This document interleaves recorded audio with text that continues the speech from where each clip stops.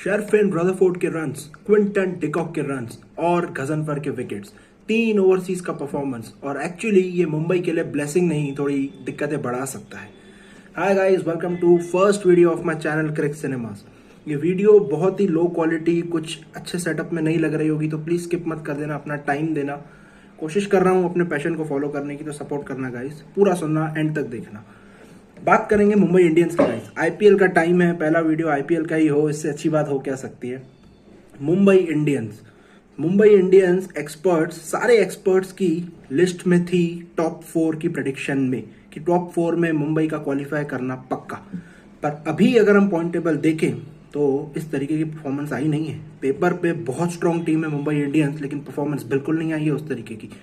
और कहेंगे मुंबई को इस चीज की आदत है। पिछले साल भी कुछ यही था कि 5 में से 1 मैच जीते थे और फिर क्वालिफाई किया था। लेकिन इस सीजन में हमें डिफरेंस दिख रहा है। लर्निंग्स मुंबई क्या लिया है अपने मैच में हारने के बाद। पहला मैच जीते, उसके बाद बैक टू बैक 4 लॉसेस। सीखे क्या है? तो अगर हम कंपैरिजन करें जो टीम्स टेबल के टॉप पे बैठी है, Rajasthan Royals, Punjab Kings, RCB, इनमें ना एक फैक्टर है। इवन अभी जीटी भी अपना बैक टू बैक 3 मैचेस जीत चुकी है। तो इनमें और मुंबई इंडियंस में फर्क क्या है? जो डिफरेंस है वो सीधा सीधा है कि कह रहे हैं सब, एक मिथ बनाया हुआ है कि बैटिंग पावर प्ले में 75-80 रन, बोर्ड पे बैटिंग ट्रैक पे 225-230, लेकिन इनसे ज्यादा इंपॉर्टेंट एक चीज है, वो है बॉलिंग अटैक। इन सभी टीम्स के पास, जो टेबल के टॉप पे बैठी है, इनके पास है वो 5 प्रॉपर बॉलर्स। जीटी की बात करें, मोहम्मद सिराज, कगिसो रबाड़ा, प्रसिद्ध कृष्णा, राशिद खान और अशोक शर्मा। जरूरत पड़े तो सुंदर को इंट्रोड्यूस करते हैं, नहीं तो नहीं करते। 5 प्रॉपर बॉलर्स। आरसीबी की बात करें, उनका भी सेम है। भुवनेश्वर, हेजलवुड, उसके बाद राशिद सलामदार, अभी अभिनंदन थे, उनकी वीक लिंक थी, लेकिन उसके बाद राशिद सलामदार, कृणाल पांड्या, सुयश शर्मा, रोमारियो शेपर्ड तक को इंट्रोड्यूस नहीं किया है बॉलिंग में इतने अच्छी तरीके से। और ये टीम टॉप पे बैठी है। पंजाब किंग्स का भी वही सिनेरियो है। अर्शदीप सिंह, मार्को यानसन, उसके बाद जेवियर बार्टलेट। मिडिल ओवर्स में आपको शशांक सिंह बैकअप के तौर में दिखेंगे, चहल है उनके पास। तो इन टीम्स की जो बॉलिंग है और मुंबई की जब हम बॉलिंग कंपेयर करते हैं तो बहुत जमीन आसमान का फर्क दिखता है। रीजन सिर्फ ये है कि मुंबई इंडियंस की बॉलिंग अगर आप उठा के देखें, जसप्रीत बुमराह, ट्रेंट बोल्ट, इसके अलावा part timer Hardik Pandya, part timer Shardul Thakur और बहुत ही इनकंसिस्टेंट बेकार फॉर्म में जैसे हम कहेंगे दीपक चहर गाइस इतने एक्सपेंसिव रह रहे हैं। उनका अगर हम देखें तो वो पहले के टाइम में सक्सेसफुल रह सकते थे, जहां पर आपको प्लेयर्स रिस्पेक्ट देंगे, स्विंग हो रही है, स्ट्रेट बैट के साथ खेलेंगे। लेकिन आज के फॉर्म में अगर स्टेप आउट करते हैं, ओवर कवर्स मारेंगे, इकोनॉमी राइज हो रही है दीपक चहर की बहुत हैवीली। अगर आप देखें, आरआर के सामने मैच खेला था, चलो ठीक है, वहां एक्सक्यूज दे सकते हैं, 11 ओवर का मैच था, 20 रन पहले ओवर में, एक्सेप्शन देते हैं, छोटा मैच था, अटैक करने जाएंगे। पंजाब के सामने भी सेम स्टोरी, 20+ ओवर। तो मुंबई इंडियंस की दिक्कत ना बैटिंग की हो सकती है, हाँ है बैटिंग के में भी फ्लॉज, वो पूरी तरीके से कैपिटलाइज नहीं हो पा रही है। पर बॉलिंग में आपको चाहिए 5 प्रॉपर नाम। आप अगर एज ए कैप्टन सोचो कि आपके पास क्या बॉलिंग है, अगर आप प्लान करें, ट्रेंट बोल्ट को मैचेस खिलाए हैं, लेकिन क्योंकि मुंबई के पास डेथ बॉलर नहीं है, ट्रेंट बोल्ट को पावर प्ले में उस तरीके से यूज किया ही नहीं गया। पावर प्ले स्पेशलिस्ट है, वो टाइम गया जब बोल्ट आपको फुटबॉल का स्कोर दिखा देते थे, 6 रन की इकोनॉमी, 8 की इकोनॉमी से चलते थे। जिस तरीके का पावर प्ले अभी जा रहा है, अगर आप अपोनेंट को 60 के नीचे रखते हो, you have one the power play, match आपसे दूर गया ही नहीं है। तो बोल्ट भी 8 रन, 9 रन, 10 रन, बुमराह भी इस रेंज में खाएंगे। पर दिक्कत क्या है? डेथ की बॉलिंग नहीं है। बोल्ट को अगर आप पहला ओवर, तीसरा ओवर देते हैं, कितने मैचेस में इस तरीके से बोल्ट का यूटिलाइजेशन हुआ है कि उनको स्विंग का पहला ओवर दिया गया, तीसरा ओवर दिया गया। एक मैच याद है मुझे, जहां उन्हें 3rd या 4th ओवर में इंट्रोड्यूस कराया गया था। पहला ओवर जिस तरीके की पिटाई हो रही है, बॉल की स्विंग शाइन चली गई सब, तब आए हैं बोल्ट। मैं डिसीजन की बात इसलिए कर रहा हूं क्योंकि ये जो थॉट है ना, एज ए कैप्टन आप सोचे आपको चाहिए डेथ ओवर की बॉलिंग। डेथ में पिछले 1-1.5 साल में बोल्ट ने बहुत इंप्रेसिव यॉर्कर्स वगैरह डाले, तो बुमराह के साथ पार्टनर करने के लिए 2 बुमराह के 2 बोल्ट के आपको डेथ के लिए बचा के रखने। उस वजह से हो ये रहा है कि पावर प्ले में आप पूरी तरीके से उनको बॉलिंग नहीं दे पा रहे हैं कि वो 2 ओवर चलाएं पावर प्ले में। आप हार्दिक पांड्या खुद आ जाएंगे, दीपक चहर खुद आ जाएंगे, उस तरीके से पावर प्ले में कभी आपके कंट्रोल में रह ही नहीं रहा है। गजनफर की बात करूंगा, गजनफर ने पंजाब के सामने विकेट जरूर लिए, बट लकी विकेट्स थे यार, लकी विकेट्स थे। कूपर कॉनली का विकेट था, ओवरसीज है, इतनी अच्छी स्पिन खेलते नहीं, उनकी विकेट आ गई। प्रियांश चारा फ्लिक करते हुए फील्डर था वहां पे, लकी विकेट्स थे, ये आप इनके साथ नहीं जा सकते। तो बॉलिंग किस तरीके से सॉर्ट आउट करेगी मुंबई की पहली प्रॉब्लम। और जो मैंने बात कही थी ना कि रदरफोर्ड, क्विंटन डिकॉक के रन्स मुंबई के लिए दिक्कत है क्योंकि दोनों ओवरसीज है। दो ओवरसीज बैटिंग में एक्चुअली बहुत बड़ी दिक्कत है। मुंबई की बॉलिंग होनी चाहिए ट्रेंट बोल्ट, जसप्रीत बुमराह, शार्दुल ठाकुर, दीपक चहर को 11 में से हटाना पड़ेगा, अश्विनी कुमार को लाना पड़ेगा। तीसरे हो जाएंगे अश्विनी कुमार। चौथे कॉर्बिन बॉश, उनकी स्पेशलिटी रही है 10 ओवर्स के बाद वो यॉर्कर परसेंटेज नेलिंग उनका बहुत हाई है। डेथ बॉलिंग आपकी कॉर्बिन बॉश संभालेंगे। मिचेल सेंटनर को भी आपको रखना पड़ेगा। कहने का मतलब 3 ओवरसीज आपके बॉलिंग यूनिट में लगेंगे, तब जाके आपकी 5 बॉलर, छठे पार्ट टाइमर हार्दिक के तौर पे कंप्लीट बॉलिंग अटैक बनेगा। विकेट कीपर मुंबई के पास है नहीं, तो रोहित शर्मा के साथ क्विंटन डिकॉक को अभी उन्होंने रन्स किए हैं, तो रिकल्टन के ऊपर क्विंटन डिकॉक के साथ टीम जाएगी, उनको प्रेफरेंस देनी पड़ेगी। रदरफोर्ड की जगह प्लेइंग 11 में नहीं बन सकती, क्योंकि आप ऐसा कैप्टन सोचो, आपको बुमराह आपके अच्छे बॉलर, अगर उनका बैट डे जा रहा है, अभी फॉर्म भी नहीं है, उसके साथ आप बॉलिंग निकालोगे किसकी? आपको दीपक चहर के भी ओवर निकलवाने हैं, ठाकुर के भी ओवर निकलवाने हैं, खुद के भी ओवर निकलवाने हैं, भैया सबके ही ओवर निकलवाने हैं, तो अटैक किस तरीके से करोगे? और दीपक चहर का पहला ओवर हटा भी दो तो उन्हें बीच में जब 2-3 टाइट ओवर्स के बाद लाया गया था, फिर से उन्होंने वो प्रभसिमरन ने स्लोअर स्टेप आउट करके छक्का, मतलब वो पकड़ में ही नहीं दे रहे हैं मैच, वो प्रेशर ही नहीं बन रहा है। तो बॉलिंग लाइनअप सॉर्टेड करना पड़ेगा, अश्विनी कुमार को लाना पड़ेगा। दीपक चहर, शार्दुल ठाकुर को नहीं इंक्लूड कर सकते, दोनों को साथ में तो बिल्कुल इंक्लूड नहीं कर सकते।